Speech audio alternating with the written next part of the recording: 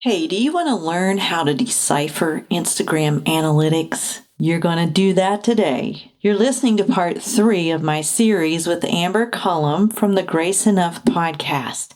In the last episode, Amber and I discussed the 3 key actions and tools she uses for generating Instagram traffic. So go back and listen to that after this if you haven't already. And also then in part 1, we discussed how community just might be the missing link for your Instagram strategy. These 3 episodes are each about 10 minutes long, so listen in while you're walking the dog, doing the dishes, or hitting that treadmill. And now let's jump into decoding Instagram analytics to reach your target audience and drive traffic to your website. You're going to discover how to test analytics to determine best times to post, generate leads, and develop superfans. And now, listen in. Hey there, it's Ruthie from RuthieGray.mom, and welcome to Instagram Insider Hacks. So easy, your mom can do it. This is the podcast that teaches you how to authentically deliver your message in a non-pushy way. If you want to receive engagement and investment on your Insta time, listen in. And now, here's your host, me, Ruthie Gray. I'm really just curious how to use analytics when it comes to what time you post. Does that matter? Should I pay attention to the age of the people, looking at my posts? And then how do I really track that to help me with my future posts? When you go to the follower breakdown, for instance, you're going to analytics. The first thing you see when you go in analytics, let me walk the audience through this. When you go to analytics, the first thing you see is overview. And then if you go down to, it says overview, accounts reached, content interactions, total followers. If you click on total followers, then it gives you the follower breakdown. And this is what Amber's talking about. So it tells who's followed and unfollowed you, where they're from, their age range, if they're mostly men or women, and the most active times, like in hours and days. I'm going to give you a secret here. I don't put a whole lot of stock into these analytics right here. I would say they're about 20 to 30% important as far as what I have seen for myself and my clients. The most important thing, like you can look at their times that they're on, and some people say, post those times. Like my people, it says that on Sunday, they're on at 3 p.m. That's their height. And like the days, like on Monday, it says Monday's hours are the best time. The most people are on is 12 o'clock and 3 o'clock. So you automatically think, well, that means I should post at 12 o'clock and 3 o'clock. But I will tell you that when I post at 12 o'clock and 3 o'clock, my posts dive every time. So I don't base my posting time on these analytics. The best thing you can do, there's a lot of components there. Like your audience is your audience and no one else's. So first of all, what you want to do is decide when you're going to post, because you need to post at a comfortable time where you can spend time engaging. So then you just pick a time like, 8 a.m. or noon or 6 p.m. And then you just test them out. Like you test the times and you test the days for a while and see how that works. And after you test it, then you know what works and what doesn't work as far as posting times and when your audience is on. And then the other thing you want to do is make sure that you're using your audience's terminology, your target avatar, and their hashtags so that you are using something that you know it's language that you perceive that your target follower uses. So then you use that consistently, and then you see what happens.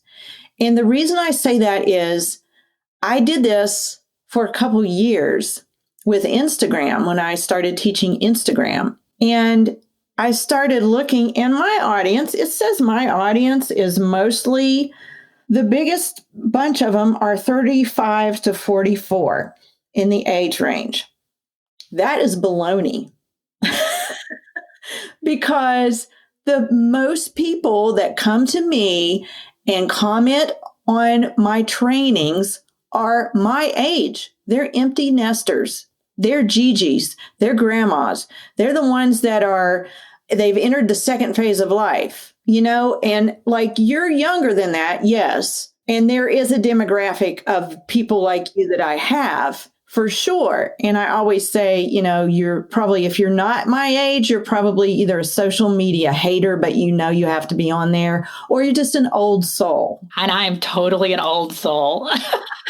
And I know that. I can tell that. And so I know who my people are, but I had to look at who was responding. And for a while, I just ignored that. Like I sort of blew it off. I was like, no, it's young moms. And then I'm like, well, this isn't working. So let's start talking to this particular audience and see what happens. And then the fans, the super fans, they just come through anyway. They're like, I'm not your target audience. I'm not a Gigi, but I love your stuff, That helps because I think what I'm hearing, and you tell me if I'm wrong, is really analytics, maybe some more of the value could be on paying attention to posts that respond really well and not really audience, because audience may include people who like it, but maybe not people who actually comment and engage with you. Yes. And that's the thing right there. And that's very different because, I like all kinds of things, but I may not know the person who's posting it. Yeah, you can post a quote that goes viral and you'll have tons of likes. Maybe you'll have 500 likes, but how many followers do you actually get from that quote? Yeah. Probably not a lot. Now, it's good to do things like that. It's good to put things like that in your cycle to create awareness, reach, and impressions. That's good. But the best thing to do for the most part is to look at the posts that are taking off, that have done well, and see what people are doing. Are they saving it? Are they sharing it? Are they commenting? Did you hit a nerve? And do more of that. Try not to fight against it, because that's your gold right there. That is how you're going to reach your target audience, by speaking their language, by giving them more what they want, by inviting conversations and not just sharing, this is what I have, this is what I know, this is my message to you. You should do this, and you should go here, and you should listen to this. Instead, you're feeding them. You're dropping those breadcrumbs. So when you do that and you're giving them value, then when you do the big ask, which is go to the podcast and subscribe to the podcast, they're going to do that because you've done all the other work, and you're giving consistent calls to action, which is something that you really learned and applied in our membership group. And those little breadcrumbs lead up to the big ask, which is go subscribe to the podcast. Yes. Thank you. That helped. I think I started preaching there for a second. Hey, that's good though. Well, because, that's the thing. It's more of just trying to figure out, what do I need to leave on the table? And I've left analytics on the table for a long time, but it's kind of affirming to be like, it's okay. Leave it there. Keep focusing on what you're doing, engaging the people who are commenting and are interested. And those are the people who are probably going to end up sharing it in the long run anyways. And then that's the organic growth I'm looking for. Those are your super fans. Yeah. And that's how you get them.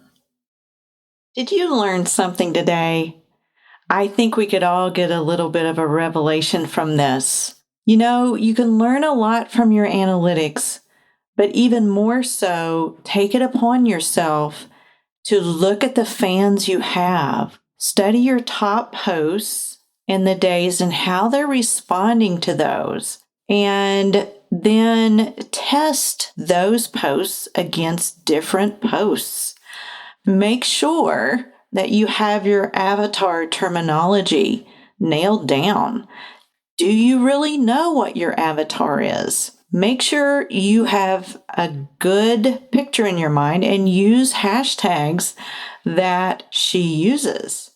Make sure that you pay attention to that audience reception, even more than how Instagram interprets analytics. Create awareness through reach and impressions, but make sure that you generate conversation and audience leads through your community. Get them to share your content. Make sure that you are delivering value content so they will. And that way you develop super fans. Thanks so much for listening to the podcast.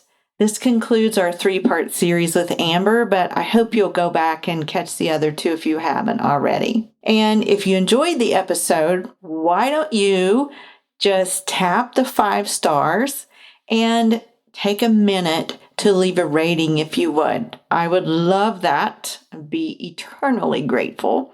And share it even on social media. Tag me on Instagram and share it in your story, and I will reshare it in mine. Double blessing, right? Okay. I hope you've enjoyed this. Make sure to study your analytics, but do more of what works. And I'll see you next time.